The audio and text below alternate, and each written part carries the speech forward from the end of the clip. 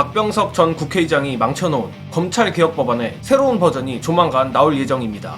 민주당이 우리 모두가 바라던 검찰청을 폐지하고 공소청 설립을 추진한다고 합니다.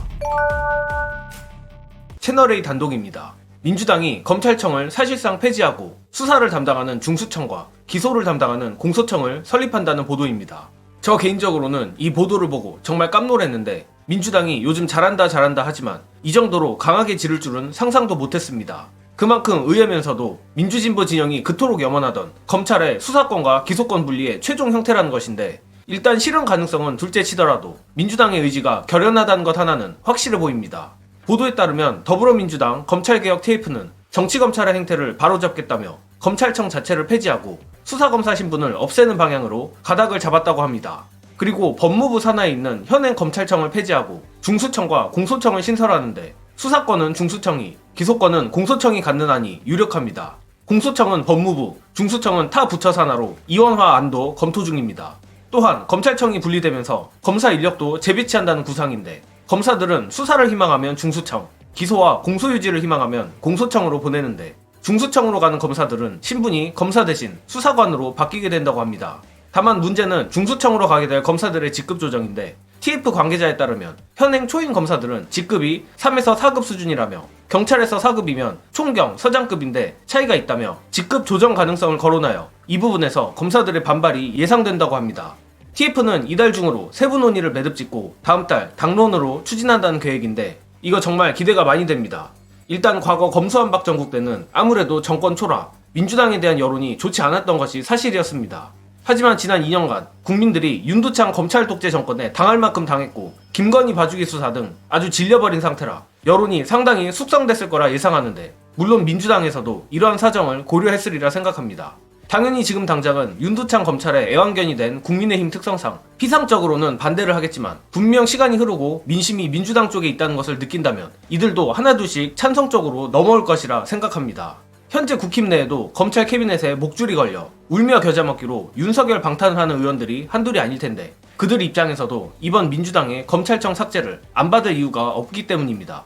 아무튼 이제는 박병석 같은 엑스맨도 없으니 민주당의 검찰개혁 압박이 더욱 강해질 듯한데 이번 공소청 설립뿐만 아니라 민주당이 썩어빠진 검찰 관련해 또 개혁해야 할 부분이 있습니다.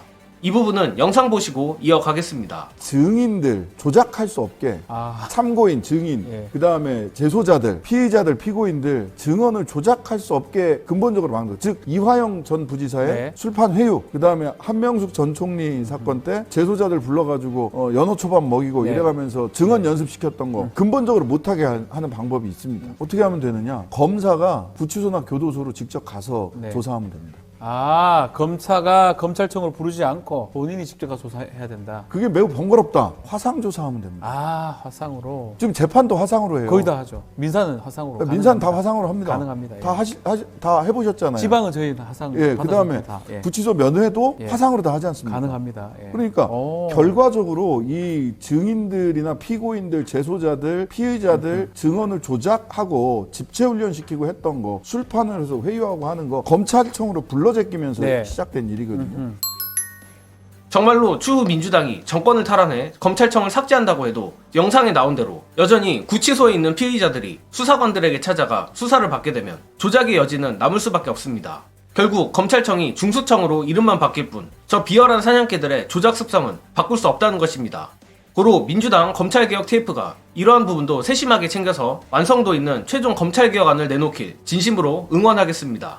끝으로 검찰의 조작 얘기가 나온 김에 다시 한번 이화영 부지사의 사례를 들어 검찰의 조작을 어떻게 막을지에 대한 의견 공유드리며 이번 영상은 여기까지 하겠습니다. 시청해주신 여러분 감사합니다. 그리고 아시다시피 피의자들 검찰청으로 불러가지고 하루 종일 포승줄에 묶인 채로 조사 안 하고 그냥 대기시키는 경우도 있잖아요. 이화영 부지사가 뭐 엄청나게 대기하고 갔다고 얘기가 있죠. 그게 굉장한 모멸감과 모욕감, 무력감을 주잖아요. 왜냐하면 이게 조사를 받는 동안은 포승이나 수갑을 하지 않습니다. 그렇게 하면 안 돼요. 근데 대기하는 동안에는 포승줄에 묶이고 수갑 차고 대기해야 돼요. 근데 아침에 불려 나와서 밤늦게까지 늦은 시간까지 거기서 대기하고 있다라고 하면은요 사람이 느끼는 이 압박감, 모멸감, 자괴감 굉장합니다. 이런 거 못하게 해야 된다는 거예요. 막아야 된다. 그런 면에서 구치소 가서 조사해라. 안 되면 화상 조사해라. 괜찮은